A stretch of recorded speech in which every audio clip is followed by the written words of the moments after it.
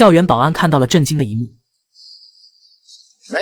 一看他下体在流血，明显是被侵犯了，于是保安赶紧呼叫了支援。而在送医途中，玛莎告诉警察，我本来是到大学演讲的，不料却发生了暴乱，抗议者从后面打了我，所以我没看清对方的模样。于是为了找出线索，警察仔细对现场进行了勘查，结果很快就有了发现，有人找到了一根带血的钢管，怀疑这就是性侵玛莎的凶器，而且这好像是个抗议的标牌。随后他们就跑到校园里，开始在满地遗弃的标牌里寻找起来，并很快就找到了一个。经过比对后证实，就是这个标牌没错了。接着警察又来找了集会组织者，让他辨认标牌，可是男孩也不认识，因为当时太混乱了，所以至此案件再就没进展了。不过好在幸运的是，当两人回到派出所后， DNA 检测结果恰好出来了，这是从玛莎指甲里提取的，其结果与上个月被逮捕过的一名男子吻合。而这人名叫永强，他是在一场反特朗普集会上被捕的，不料恰好有人认识永强，随后便指出他确实参与了这次集会，因此永强的嫌疑就很大了。紧接着警察就来找了他，不料永强只承认有对玛莎大喊大叫，并且言语间充满了对他的敌视。而眼见永强这么嚣张，警察当即以恐吓罪将他逮捕了，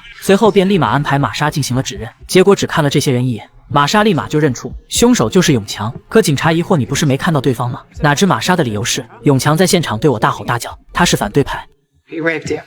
结果玛莎盯着永强看了好一会后，确定凶手就是他无疑了。见状，警察也就准备起诉了。可面对检察官后，本森却又说出了自己的疑虑，他怀疑玛莎是出于政治目的，错误指控永强只是为了干掉这个反对者，并且这个案子进展得太快了，根本没时间去排除其他人的嫌疑。对此，检察官决定通融一下，给他充足时间再调查。于是就这样，警察又找上了玛莎，借口需要更多的证据，让他回忆被永强攻击的细节。可玛莎非常傲慢，根本不配合。见状，警察又拿出了现场一些参与者的照片，让他再辨认下有没有永强同伙。哪知翻着翻着，玛莎突然愣住了，不过几秒后，他又立马划走了，表示没有。可本森已发觉他认出了最后一人，结果玛莎解释他是我的粉丝，但我的保镖已经查过了，他没有威胁。说完便离开了。然而警察却起了疑心，接着很快便找了个理由，将眼镜男请进了派出所，直言我们怀疑是你强奸了玛莎，你最好老实交代。却不料眼镜狂得很，反对我又没有被指控，你们也无权扣留我。说完就起身离开了。对此警察也只能放一些狠话，却不能拦阻。而事后又查到，眼镜一直在跟踪玛莎，并且他曾因为攻击和平抗议者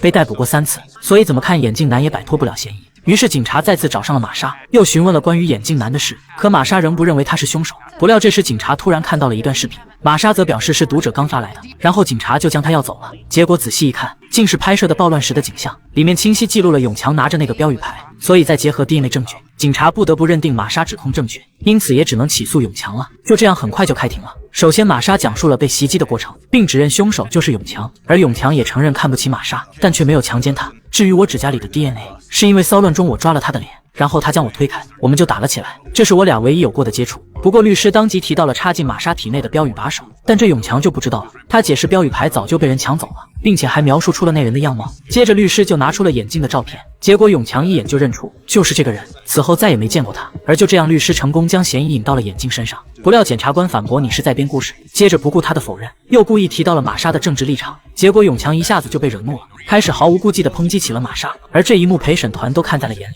最后检察官总结，你表现出的厌恶、缺乏控制力和愤怒，恰好满足强奸犯的3个标准。此时永强才明白被算计了，但律师却还有办法挽救。随后又传唤了眼镜男，他首先指出了眼镜的立场是白人至上，并让他举例，你们组织想除去陪审团中的哪些人？结果眼镜一指，全都是陪审团中的黑人，而这当然激怒了黑人陪审员。虽然眼镜不在乎，但却给这些陪审员留下了坏印象。据此，律师把他定性为了无知的煽动者，并说出了一件戳心窝子的事：玛莎在演讲的前夜，你去了她住的酒店，向她大献殷勤，可玛莎却羞辱了你。有3名目击者看到了这些，而你被偶像羞辱了，所以一定很生气，以至于第2天在他演讲时，你报复了他。结果眼镜一下就被激怒了，可律师却无所谓，这已经证明了眼镜有作案动机，而这也让检察官措手不及，立马申请了休庭。随后就赶紧来找了本森，表明情况很糟糕。由于玛莎隐瞒了眼镜所爱这件事，所以不得不令人怀疑他在错误指控。对此，警方是必须搞清楚的，否则就是在制造冤假错案。不料玛莎却毫不在意，还质疑是检察官没用。见状，本森不得不好好跟他聊一聊了。哪知玛莎仍是像一只好斗的母鸡，嘴下丝毫不留情，直到本森费了好一通唇舌，